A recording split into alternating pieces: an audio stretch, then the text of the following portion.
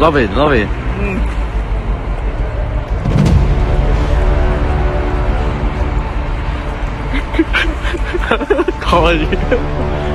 O'zbek so'mini yoqib tamaki tutatgan xorijliklar ishi o'rganilmoqda. Ijtimoiy tarmoqlarda 3 nafar xorijlik videoda xitoy tilida gapirgan. 2000 so'mlik O'zbekistonlik banknotasini yoqib tamaki tutatgani aks etgan video tarqaldi.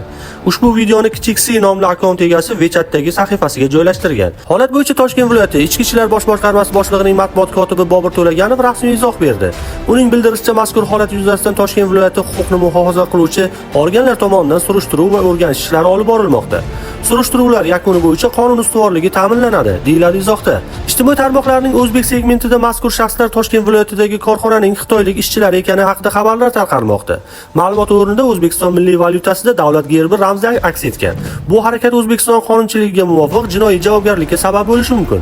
Jinoyat kodeksining 215-moddasiga ko'ra davlat ramzlariga hurmatsizlik qilish O'zbekiston Respublikasi yoki Qoraqalpog'iston Respublikasining davlat bayrog'i, davlat gerbi yoxud davlat madhiyasiga hurmatsizlik qilish bazaviy hisoblash miqdorining 25 baravarigacha miqdorda jarima yoki 360 soatgacha majburiy jamoat ishlari yoxud 3 yilgacha axloq tuzatish ishlari bilan jazolanadi.